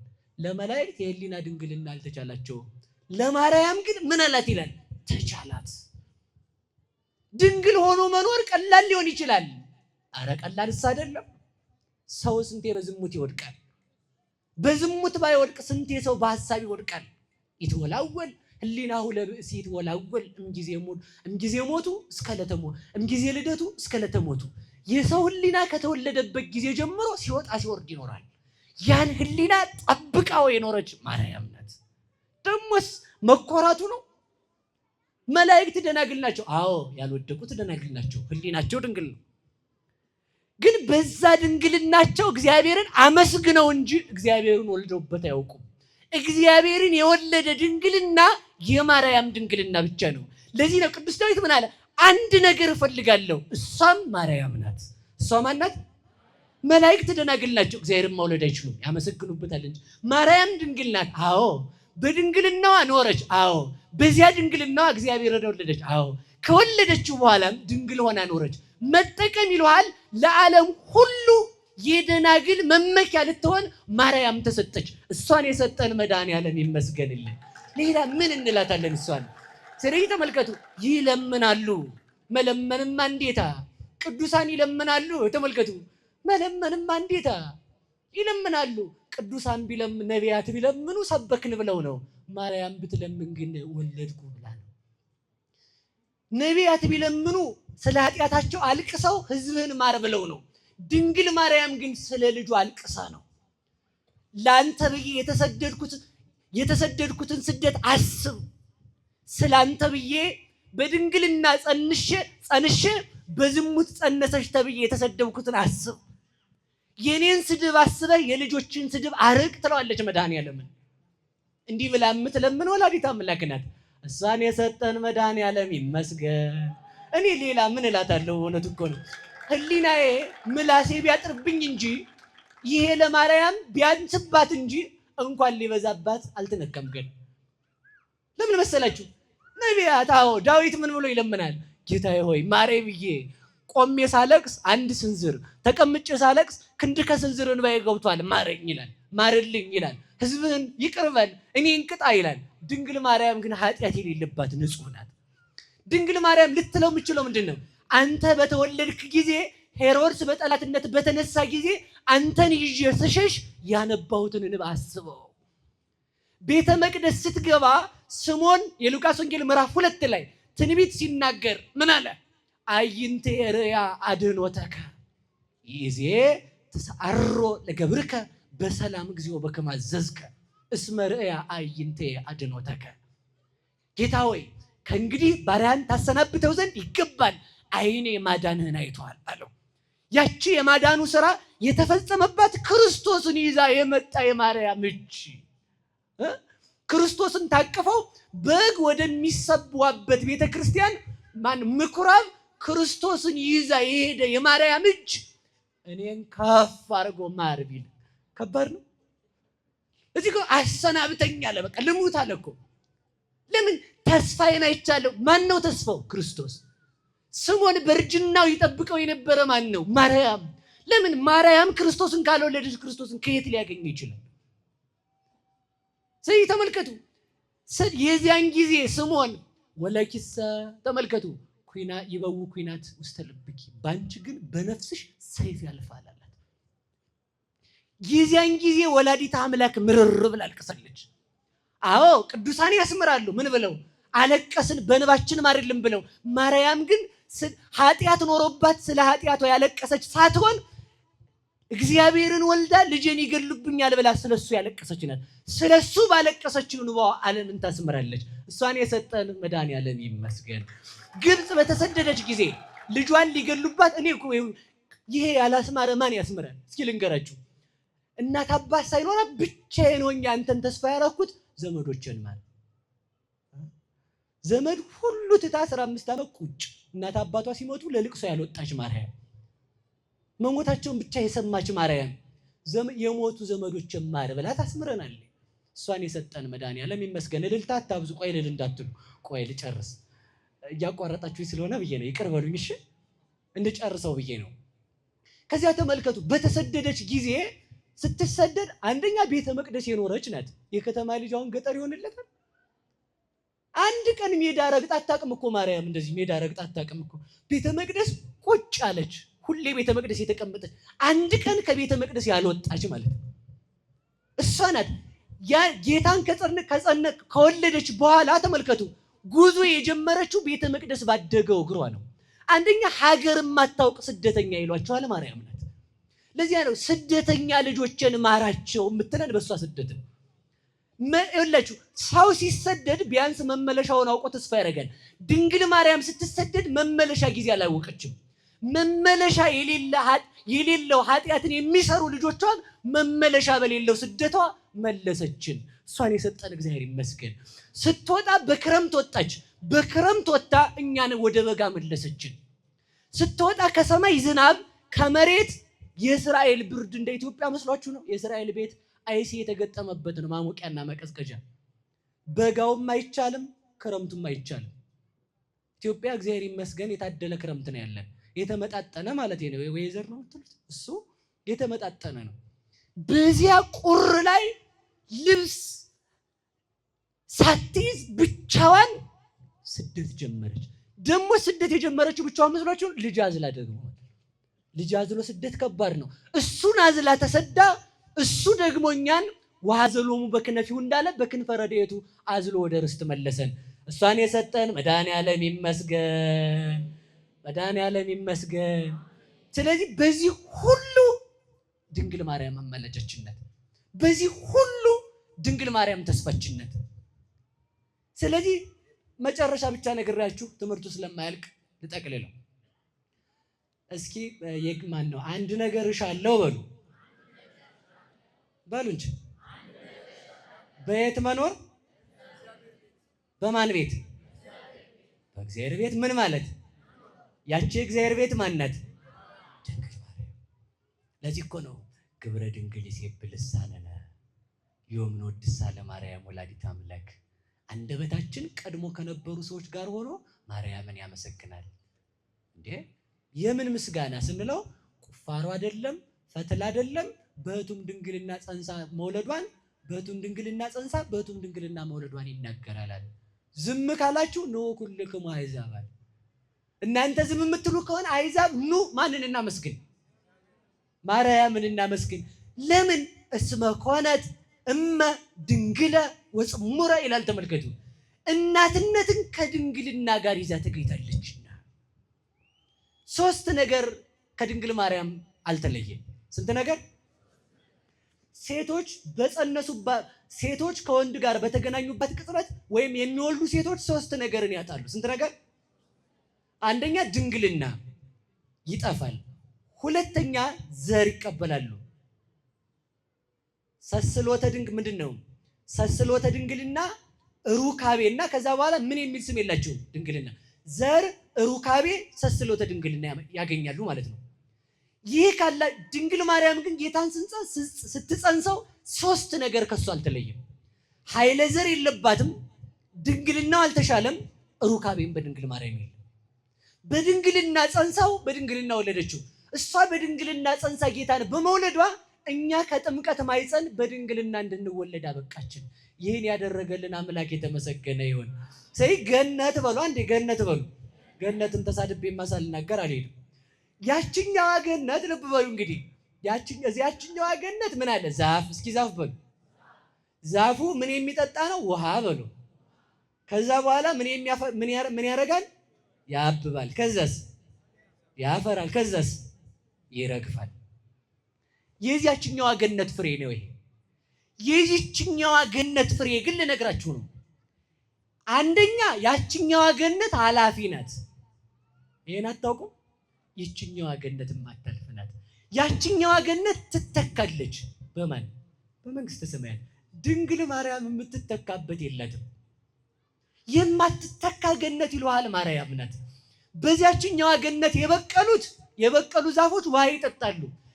በድንግል ማርያም ምልጃ አምነው የድንግል ማርያም ልጆች የሆኑት የእግዚአብሔርን ቃል ይመገባሉ፣ ያድጋሉ። እንደ ቅጠል ምግባር አላቸው። እንደ አበባ እንደ አበባ ጣዕም አላቸው፣ ለዛ አላቸው። እንደ ፍሬ ሃይማኖት አላቸው። በዛችኛዋ ገነት የበቀሉት እሷም አላፊ የበቀሉትም አላፊ ናቸው። ከአማናዊት ድንግል ማርያም ከገነት ከሷ የበቀሉ ምእመናን እሷ የማታልፍ ልጆቿም የማያልፉ ናቸው። ወፍሬሆሙ ይነብር አለ። ተመልከቱ፣ ፍሬያቸው ለዘላለም ይኖራል። ሃይማኖታቸው ለዘላለም ጸንቶ የሚኖር ፍሬ ያላቸው ምእመናን የሚበቅሉት ከማን ነው? ከድንግል ማርያም። እሷን የሰጠን እግዚአብሔር ይመስገን። ያችኛዋ ገነት ሞት ደገሰች፣ ድንግል ማርያም ሕይወትን ደገሰችልን። አልደገሰችልንም እንዴ? ከዚያችኛዋ ገነት ዕፀ በለስ በቅላ አልሞተባት። ከዚህችኛዋ ገነት ከድንግል ማርያም ክርስቶስ ዕፀ ሕይወት ክርስቶስ ተገኝቶ ዓለም ዳነበት። ከዚያችኛዋ ገነት የበቀለው ፍሬ ዓለምን አራቆተ። ከድንግል ማርያም የበቀለው ፍሬ ዓለምን አለበሰ፣ ተራቅቶ አለበሰን። ከዚያችኛዋ ፍሬ የበሉት ራቁት ሆኑ። ከድንግል ማርያም ፍሬ የበሉት ምእመናን ግን ለዘላለም ክርስቶስን ለበሱ። እለ ተጠመቅሙ ክርስቶስሃ ለበስክሙ ይላል ቅዱስ ጳውሎስ። የተጠመቃችሁ ማንን ለበሳችሁ? በሉ ንገሩኝ። በዚያችኛዋ ገነት ራቁትነት ተገኘ፣ በአማናዊት ገነት በድንግል ማርያም መልበስ ተገኘ። በዚያችኛዋ ገነት ከፍሬ በኋላ ሰይፍ መጣ። በድንግል ማርያም በአማናዊት ገነት ከድንግል ማርያም ከተወለደው በአማናዊት ገነት በድንግል ማርያም ፍሬ ግን ሰይፍ ተወገደ። እስኪ በሉ በነፍስሽ በሉ። ሰይፍ ያልፋል። በደንብ በሉ። ሲተረጎም ምን ማለት ነው? ሰይፍ ያልፋል ነው። እሺ ገብቷችኋል? ማለፍ አልገባችሁ? ነፍስ የተባለ ማለት ነው ክርስቶስ በሉ ሁላችሁ። እስራኤል ስቅልተ ትሬአ ለሕይወትከ። እስራኤል ሕይወትህን ምን ብለህ ታያታለህ? ሰቅለ። ሕይወት ደግሞ ምንድን ነው? ነፍስ በሉ እንጂ። ሕይወት ተብሎ የተጠራው ማን ነው? ክርስቶስ። ክርስቶስ ሲሰቀል በክርስቶስ ምን አለፈ? የገነት ሰይፍ አለፈ። አያችሁ አይደል? ገነት ላይ በፍሬ ምክንያት ሰይፍ ተጋረደ። በድንግል ማርያም በአማናዊት ገነት በድንግል ማርያም ፍሬ የገነት ሰይፍ አለፈ። ሰይፍ በሰይፍ ተወገደ። ያችኛዋ ገነት ልብ በሉ የገቡባት ይወጣሉ፣ ድንግል ማርያምን የተጠጓት ከቶ አይወጡ። ከቶ እስከ ዘላለም አይወጡም። ለምን? ከገቡ መውጣት ካገኙ ማጣት ከድንግል ማርያም የለምና። የገባባት አዳም ነበር፣ ወጣ። መውጣት ብቻ አይደለም፣ ተረገመባት። በዚያችኛይቱ ገነት እርግማን ተሰማ። በድንግል ማርያም ግን ምን ተሰማ? ብሩክ የሚል ስም ተሰማ። በዚያችኛይቱ ገነት እባብና ሰው መከሩባት። በዚህችኛይቱ በድንግል ማርያም ግን መለኮትና ስጋ ተዋህዱባት። በዚያችኛይቱ ገነት የሚሞት እባብና የማይሞት አማናዊ እባብ ሰይጣን መክረው አዳምን አሳቱ። እስኪ የሚሞት እባብና በሉ፣ ቆይ እንዲህ እናድርገው፣ ደም ያለው እባብና በሉ፣ ደም የሌለው እባብ በሉ እንጂ መክረው ሰውን አወጡ። የት ነው የመከሩት? ገነት። እውላችሁ ይህችኛይቱ ገነት ግን የማይሞት ማን ነው ሲባል ዲያብሎስ ይሞታል። የሚሞት ማን ነው ሲባል የለበሰው ማን? እባብ በሉ እንጂ። ተመካክረው ተለባብሰው የት ነው የሄዱት? እሴቲቱ ጋር በሉ እንጂ እሴቲቱ ጋር ሄዱ። ልብ በሉ። አሁን ደግሞ በድንግል ማርያም ክርስቶስ ተመልከቱ። ዮሐንስ ወንጌል ምዕራፍ 1 ላይ ወበከመ ሙሴ ሰቀሎ ለአርዌ ምድር በገዳም ከማሁ ሀለወ ለወልደ እጓለ እመሕያው ይሰቀል። ሙሴ በምድረ በዳ እባብን እንደሰቀለ ክርስቶስም ይሰቀል ዘንድ ምን ይለዋል? ይገባዋል። ያ በምድረ በዳ የተሰቀለው የምን እባብ ነው? የናስ እባብ በሉ። የበላው የምን እባብ ነው? ነዘር እባብ በሉ። በዛው ነዘር እባብ ደም ያለው እባብ በላ፣ ደም የሌለው እባብ አዳነ። የመሬት እባብ በላ፣ ሙሴ የሰቀለው እባብ የነሐሱ እባብ አዳነ። እንደው መናፍቃን አፋቸውን ሲከፍቱ ነበር፣ አለመታደላቸው። እባብ ሁልጊዜ አፏን መክፈት አይደል ስራዋ? እንደው ዝም ብላችሁ ይዋት። ጆሮዋ ስለማይሰማ ምላሷን ውልብልብልብ በቃ መከራ እንደዚህ አላይ። ጆሮዋ የላትማ ጆሮ። የእባብ አንዱ መጎዳት ምንድነው? ጆሮዋ ለመኖር ማለት ነው። የመናፍቃን መሳደብ ምክንያት ምንድነው ማለት? አንዱ መደንቆር ማለት ነው። ይሰማል አይደል? እስኪ ዲያብሎስ በሉ ምሕረት አያረግም፣ ምሕረት አይደረግለትም፣ ምሕረት አይሰማም በሉ እንጂ። የሰውን ክፋት ሸልጎ ገምግሞ አይተው። እስኪ ምሕረት አያረግም በሉ። ምሕረት ስለማያረግ ምሕረት አይደረግለትም። ምሕረት አይሰማም በሉ። ምሕረት ስለማይሰማ ምሕረት እንደተደረገ አያውቅ። የሰውን ኃጢአት ገምግሞ አይተውም በሉ። ገምግሞ ስለማይተው የእሱ አይተውለትም። ከጥንተ ጠላታችን ከእንዲህ ያለው አዳነን ነው ሰው። የዲያብሎስ ልጅ ምሕረት አይሰማም ነው የምላችሁ እኮ እናንተ። በቃ እርፍ ማለት ይሄን ሰምቶ ነው። አልሰማል አይደል? አዎ የዲያብሎስ ልጅ መች ይሰማል? አለቅ። ዲያብሎስ ይሰማል? አይሰማም። ልጆቹ ይሰማሉ። እና እባብ የምታሳዝነኝ ያ ነው። ሁልጊዜ ምላሷን ማውለብለብ ስራዋ ማለት ሁሉን መንከስ። ድንጋዩን ይነክሳል፣ ሰውም ይነክሳል። ያገኘው መቱን መንከስ ብሎ ማውለብለብ ምላሱ። ለምን ስትሉ አይኑ ብቻ ስለሆነ የሚያየው ጆሮ ስለማይሰማ ሁሉ ጠላቱ ነው ማለት ነው። ቢያንስ የእግዚአብሔርን እናት ጠላት ይደረጋል፣ በሞት ያፈርሰው። እንዲሁ ሌላው ይቅር፣ እንደ እግዚአብሔርን እናት ጠላት ትሁን። ምን ተብሎ ነው እግዚአብሔር ማረኝ የሚባለው? እናቱ ተጠልታ እሱ እንዴት ነው ማረኝ የሚባለው? እሺ ሰባኪ ነኝ፣ እሺ ኢየሱስን እገልጣለሁ፣ እሺ ማርያም ግን አታስፈልግም። እግዚአብሔር ታስፈልጋለች ብሎ ለድነት ምልክት አድርጓት አንተን አታስፈልግም የምትለው ገላትያ ምዕራፍ 4 ላይ ዋመበጻሪ እድሜው እግዚአብሔር ፈኖ ወልዶ ተወልደን በሴት የዘመኑ ፍጻሜ በደረሰ ጊዜ እግዚአብሔር ልጁን ላከ፣ ከሴት ተወለደ። ያቺ ሴት ማርያም ናት። እግዚአብሔር ወደ ማርያም ከመጣ ወደ ማርያም አልመጣም ረባካየ። እስኪ በትጎዳ እንደው ተጎለት እዛው። እውነቴን እኮ ነው። አያስቅም? እውነቴን እኮ ነው። የሚያስቅ መስሏችሁ ነው የምነግራችሁ? አያስቅም። ሁሉን መንደፍ። ልብ ብላችሁ ስሙ። ቆይ ልመልሳችሁ ወደ ነገሬ። የበረሃው እባብ 2 እባብ ነው ያለው። ስንት እባብ? እና የጳጳሳት የሚይዙት ማን ፓትርያርካችን የሚይዙት የብፁዕ ቅዱስ አባታችን የአቡነ ማትያስ በትረ ሙሴ ምን አለበት? እባብ የለበትም? የሆነ ሰዓት ላይ አፋቸውን ሲከፍቱ አልሰማችኋቸውም? መናፍቃኑ እባብ ይዘው ነው የሚዞሩት። አየህ የሚል ማለት ነው። እስኪ ጀግና ከሆንክ ፋርማሲው ላይ የጽዋው ላይ ያለውን እባብ አውርደው ሂድና ያለ ምን አትሳደብም? ጀግና ከሆንክ እንደው ሰው ተንኮሉ ተመልከቱ። ሁልጊዜም የዲያብሎስ ስራው ጽድቅ ማሰናከል ማለት ጋኔን የትሄዳለህ ቢሉት ጽድቅ ላሰናክል፣ በቃ ሌላ ምንም ትርጉም የለው። ዲያብሎስ ልክ አይደለም ያለው ደግሞ ልክ ነው። በቃ ይሄን እናውቃለን። ስለማሰማ ነው። ደንቆሮ ድምፅ አልሰማ ቢልኛ ምን አገባ? አሰማማ አንደኛ እንሰማ ድምፅ ውበት እንዳለው የምናውቀው የሰማነው ነን። ሰምታችኋል? አይን ፀሐይ እንደምታምር የምናውቃት ምን ያለንን አይን ያለን ብቻ ነን። ሽቶ እንደሚሸት የሚያውቀው ምን ብቻ ነው? አፍንጫ ያለው ብቻ ነው። ማር እንደሚጣፍጥ የሚያውቀው ምን ያለው ሰው ብቻ ነው? የሌለው። ኧረ ማር አይጣፍጥም ቢልስ ጅላጅል ነው የሚባለው አይደል? የታየው ነው የሚባለው። መልስ እኮ ምንም አትናደዱ። እውነቴን ነው። እንዲያ የሚል ጋኔን ስታገኙ ምላስ የሌለሽ ሆኖ በቃ ትቶ መሄድ። አቤት መጨበጥ ሲል አንድ ሰው እጅ የሌለው ሰው ተመደ ነው የሚጨበጥ ቢል ምን ይባላል? እንዴ ሰውዬ እጅ ሳይኖር እኮ ነው የሚባለው አይደል? የዲያብሎስ ልጅ ምህረት አይሰማም እያልኳችሁ እኮ ነው ያሉት። እግዚአብሔር ልቦና ይስጣቸው። ያ በትረ ሙሴ በምድረ በዳ የሰቀለው ያ ፓትርያርካችን የሚይዙት ብፁዕ ቅዱስ አቡነ ማትያስ የሚይዙት እባብ ያለበት መስቀል ሙሴ በምድረ በዳ የሰቀለው የነሐስ እባብ ምሳሌ ነው። የምን እባብ? እባቡን በእባብ አጠፋው። አይገርምም? የነሐስ እባብ የሚል ስም አለው ግን አይናደፍም።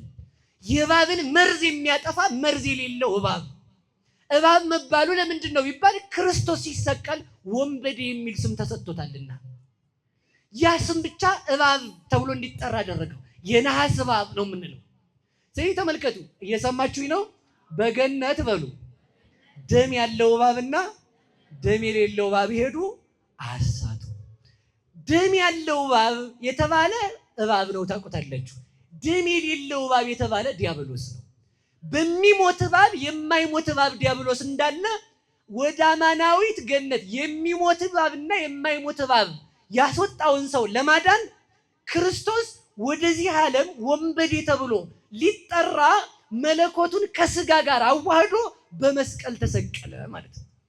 በመስቀል ሲሰቀል ወንበዴ የሚል ስም ተሰጠው። እርሱ ግን ወንበዴውን አዳምን የሚያድነው ነበረ። ስለዚህ ተመልከቱ፣ በዚህ እባብ ውስጥ የማይሞት እባብ ዲያብሎስ እንዳለ በሚሞት ስጋ ውስጥ የማይሞት መለኮት ነበረ። በስጋው እየደማ በአምላክነቱ ግን ሞትን ይቸነክረው ነበረ። በስጋው እየሞተ ሕይወት ይሰጥ ነበረ። መራራ ሐሞት እያጠጡት ጣፋጭ ሕይወት ይሰጥ ነበረ። በመሬት እየገዙት እሱ ሰማይና ምድርን ይገዛ ነበር። የድንግል ማርያም ልጅ ኢየሱስ ክርስቶስ ክብርና ምስጋና ይግባው። እሱ በመስቀል ሆኖ ሰማይና ምድርን የገዛ ከሱ በቀር የለም። እየሞተ የገዛ አይታችሁ ታውቃላችሁ? እርሱ ክርስቶስ ነው። እየሞተ ፀሐይን ያጨለማት፣ በፀሐይ ኮሩ አጨለማት። በመቃብር ኮሩ ሙታንን አስነሳባቸው። በቤተ መቅደስ ኮሩ መጋረጃውን ሰነጠቀው። ፀሐይ፣ ጨረቃ፣ ከዋክብት ኮርተውባቸው ነበር፣ አረገፋቸው። በነቢያት ይኮሩ ነበረ። ከነቢያት እነ ሙሴን ቀስቅሶ አመጣቸው፣ አስነሳቸው። ሙታንን የሚቀሰቅስ የሕይወት ባለቤት ክርስቶስ ነው። እርሱን የወለደች ማርያም ስሟ የተመሰገነ ይሁን፣ ስሟ የተመሰገነ ይሁን። ይችን ቤት በሉ ሁላችሁም፣ ልጨርሰው እንግዲህ። በዚህች ቤት በሉ እኖር ዘንድ እለምናለሁ። አንድ ነገር ብቻ እሻለሁ በሉ። እሷ ማናት? በሉ ንገሩኝ። እሷ ማናት? ድንግል ማርያም ናት። ከዛ በዚያ ምክር የተመከረውን በመላክ የተመከረውን ከመላክ ጋር መክራ ለሔዋን ጆሮ ካሳ የሆነችላት፣ በፍሬ የሞተችውን ሔዋን በማኅፀኗ ፍሬ ሕይወትን የሰጠቻት፣ በማየት የሞተችውን ሔዋን ክርስቶስ እርቃኑን ሆኖ ታይቶ እንዲፈውስ ክርስቶስን የወለደችላት፣ ለዓለም ተስፋ አንድ ቤት መተኪያ የሌላት ቤት ማርያም፣ ተወልዳ የማትደገም ብቸኛ የእግዚአብሔር እናቱ ወላዲት አምላክ እሷን የሰጠን እግዚአብሔር ይመስገን። ወደዚች ቤት ተፈጥናላችሁ አትፈጥኑ? በሉ ነገር የመጨረሻ ነው። አትፈጥኑም? ታዲያ እግዚአብሔርን የታቀፈ እጅ እኔን አያቅፍም? መታደሌ ነኝ እንጂ እኔ ነኝ እንጂ መታደሌ። ለእግዚአብሔር እኮ ሞግዚቱ አይደለች፣ እናቱ ናት። ለእግዚአብሔር እናቱ ከሆነች ፍጥረቱን ሁሉ ይዛ በምልጃ ረድኤቷ የምትጠብቅ እሷ ናት። በሥላሴ ፊት ሞገስ ያላት፣ በምዕመናን ዘንድ መወደድ ያላት፣ በመናፍቃንና ባጋንንት ዘንድ የምትፈራ ማነት? እሷ ወላዲተ አምላክ ናት። በሥላሴ ፊት ምን ያላት በሉ? ሞገስ ያላት በሉ። በሉ እንጂ በዲያብሎስ ዘንድ ምን ያላት መፈራት በሉ እንጂ ስሟ ሲጠራ ገና የሚንቀጠቀጥላት ማለት። በምዕመናን ዘንድ ደግሞ ምንድናት? መወደድ በሉ እንጂ ይኸው ዕጣን ቋጥረው ስሟን አማላጅ አድርገው ወላዲተ አምላክ አስምሪን ብለው የሚመጡት። እስኪ ጥያቄ ልጠይቃችሁ፣ ማርያም የልቤን ትፈጽማለች በሉላችሁ። የማን ልብ ተፈጽሞባታል? የሥላሴ በሉ እንጂ። የአብ ምክሩ የተፈጸመው በማን ነው? ከእግዚአብሔር ሐሳብና ከአንተ ሐሳብ ማን ይበልጣል? ለእኔ ሐሳብ ከባድ መስሎ ነው። ከባድ አይደለም። ቆይ ማርያም ስንቱን ትችላለች? ሁሉን በሉ። ቅዱስ ጳውሎስ ምን አለ? ሁሉን እችላለሁ። እስኪ በሉ ሁሉን በሉ እችላለሁ።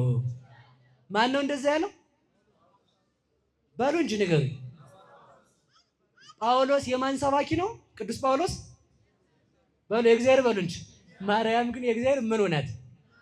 አረ እንኳን ጳውሎስ እኛ እንችላለን በሉ። እኛ እንችላለን በሉ።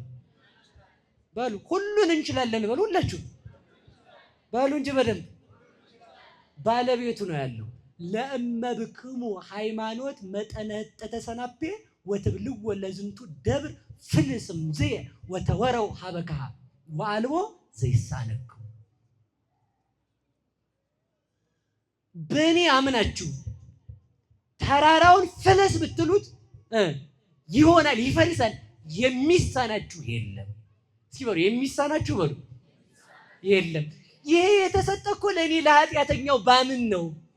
ማርያም ግን ኃጢአት ኖሮባት አምና አይደለም። ጥንቱን ኃጢአት ሳይኖርባት የመጀመሪያ አማኝ ወላዲተ አምላክ ናት። ከሰው ወገን ሕሊናዋ ውስጥ ምንም ጥርጥር ያልተገኘበት እሷን የሰጠን እግዚአብሔር የተመሰገነ ይሁን። ስለዚህ አሁን ለዚህ ምን እንላታለን? በሉ ሰአሊ ለነ ቅድስት በሉ በሉ በደንብ በሞት ያፈርሰውን ይሄን ሳትሉ እንዳትሉ በሉ በሉ። አሁን ሰአሊ ለነ ቅድስት በሉ። ቅድስት ሆይ በሉ ምን በይልን ይላችሁ። ሊቃውንቱ ሲተረጉሙ በፍልሰታ ምን ይላሉ መሰላችሁ? ጽንዕት በድንግልና ስርጉት በቅድስና እመቤታችን ጸጋውን ክብሩን እንዳይነሳን ለምኝልን። አይምሮውን ለቦውን በልቡናችን ምን በይብን ሳይብን አሳድሪብን።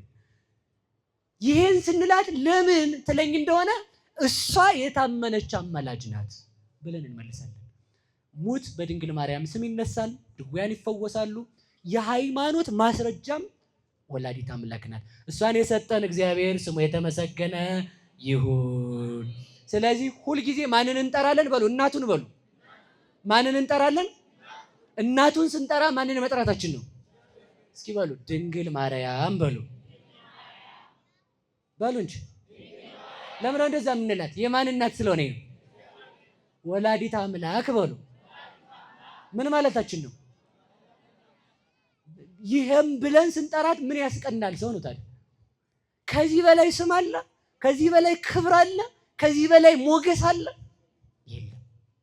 ስለዚህ ሁላችንንም ጾሟን ጾመን እንድንጠቀም ውዳሴዋን ቅዳሴዋን እንድናደምጥ ወላዲተ አምላክ ፍቅር የወላዲተ አምላክ ፍቅር በልቦናችን ይደር። ውዳሴዋን ድገሙ። ውዳሴን ከቅዳሴ ቅዳሴን ከውዳሴ የደገመውን ባይረሳትን አላሳየውም ብላለች ወላዲተ አምላክ። ይሄ የሚሆነው በማን ቸርነት ነው? በእግዚአብሔር ቸርነት፣ በድንግል ማርያም ምሕረት ነው። መዝሙረ ዳዊት ደግሞ መድገም አብሮ መዝሙረ ዳዊት የደገመ ሰው ደግሞ መላእክት ጥላ ይዘውለት ነው የሚወጡት። እስኪ በሉ መዝሙረ ዳዊት የደገመ በሉ መላእክት ምን ይዘውለት ይሄዳሉ? ይህን ሳልናገረው አንድ ደቂቃ ብቻ ይታገሱ። ይህን ሳልነገራችሁ ከሄድኩማ ሊያመኝ ሁሉ ይችላል። አይደል? ይቅር በሉኝ፣ አያመኝም። ወላዲተ አምላክ እያለች ነው። እየሰማችሁ ነው። የእመቤታችንን ውዳሴ በሉ ታምሮ የማይደግም በሉ እንጂ ድግስ ተጠርቶ ውሃ የተደፋበት ይመስላል። ታምሮ ያችን መጋረጃዋን አላያችኋትም? ከሰማይ የወረደችውን አልነገርኳችሁም? በስንት ወገን ነው የተያዘችው? በአራቱ ማዕዘን ወላዲተ አምላክ ሳይሉ መዋል ጅልነት ነው ማለት። በአራቱ ማዕዘን ይባላል። ታምሮ ይኸውላችሁ መጀመሪያ ምን ይቀድማል? መማር በሉ። ከዛ ምን ማለት? ከደጉ ልጀምር። የሰባቱን ቀን አንድ ቀን የሚደግም ሰው ዓለምን ሁሉ ጠቅልሎ እየገዛ ደስተኛ ሆኖ የሚኖር ሰው ይመስላል። ሁሉ እየተገዛለት ጠላት የሌለበት ንጉስ ነው። ለምን እንደዛ ሆነ በሉ እንጂ። እሷ ንግስት አይደለች፣ ልጇ ደግሞ ምንድነው? ልጇ ንጉስ ከሆነ ደግሞ ሁሉን ምን ብያችኋለሁ ብሎናል። ሁሉን ከሰጠን እንኳን ንግስናን ስጋውን አልሰጠንም። ስጋውን የሰጠ በሱ ንግስና ንጉስ እንድትሆን ያደርጋል ማለት። ሁሉ የተገዛለት ሰው ይመስላል። እሺ የዕለቱን የሚደግምስ የእናት አባቱን ርስት እያስተዳደረ ሰራተኛ ኖሮት ሁሉ የሞላለት ሰው ይመስላል አለ። እግዚአብሔር እንድንደግም ይርዳን። የማይደግምስ በሉ እንጂ። የማይደግም ደግሞ ድግስ ተጠርቶ ወረቀት ተሰጥቶት ሰርገኛው ተቀድሞ ገብቶ እጃቸውን ታጥበው ምን ብለው በልተው ጨርሰው ሲወጡ አላዩትም። እንደው ያቺ ሰራተኛዋ ስደፋ በሳፋ ነው እንግዲህ አልብሰው ኧረ መድኃኒዓለም አላ አይልም ሊል ይችላል ብዬ ነው። ኧረ መድኃኒዓለም አበሰበሰችኝ እኮ ብሎ እንደው ዘወር ብሎ አይቶ ቆይ ብላ ብለው ጠርተው ውሃ የሚደፉብኝ ብሎ ተቆጥቶ ጎለል ጎለል ጎለል ጎለል ጎለል እያለ ሲሄድ ደግሞ የወጥ ሽታ ይመጣ አይደል ጣቢው ላይ ኧረ አንተ ወጥ ውስጥ ጥሩ ነበር እያለ ጠርተውኝ ይሆን እንዲያይተው እያለ ዘወር እያለ ደግሞ ወጡን ሸተት እያደረገ ጠርተውኝ ይሆን እንዴ እያለ ዘወር ሲል ጉድጓድ ገብቶ እግሩ ተሰብሮ ወድቆ ጨለማና አራዊት ያደሩበት ሰው ይመስላል። ምን የማይል ውዳሴዋን የማይደግም በሉ እንጂ። ድግስ ምንድነው በሉ የአምላክ ሰው መሆን ሰርግ እሱ ነው። ወደ ድግስ መጠራት ማለት አምላክ ሰው ሆነ ለማለት ድንግል ማርያምን የአምላክ እናት ማለት እስኪ በሉ የአምላክ እናት በሉ። ከዛ እዛ ድግስ ሲመጡ ወጥ እንደመደፋት በድንግል ማርያም አምኖ እሷን የአምላክ እናት የታመነች አማላጅ ልጇን ደግሞ መድኃኒት ሕይወት ብሎ አለማመን ነው። በር ሲደርሱ ውሃ መደፋት ማለት ደግሞ በድንግል ማርያም ሳያምኑ ሜዳ ለሜዳ መንጓለን ማለት ነው። እንደገና ደግሞ ዘወር እያሉ መሄድ ልጇ እኮ እንደው አምላክ ነው እያሉ ደግሞ መመለስ ማለት ጠሩኛል እንደ ልጇ አምላክ ነው እያሉ ወደ ሃይማኖት መምጣት ማለት ነው። ሃይማኖት ሳይኖር ሃይማኖተኛ መምሰል ማለት ነው። ከሜዳ ወድቆ እንደመሰበር ወደ መቃብር መውረድ፣ ወደ ጉድጓድ እንደመግባት ተሰብሮ እዛው ላይ ሌሊትና ቀን ሲፈራረቅበት እንደመዋል በገሃነም አጋንንት ሲገርፉት ለዘላለም መኖር። ወላዲት አምላክ ከሲኦል ትጠብቀን። ዳዊት መድገም ደግሞ በሉላችሁ።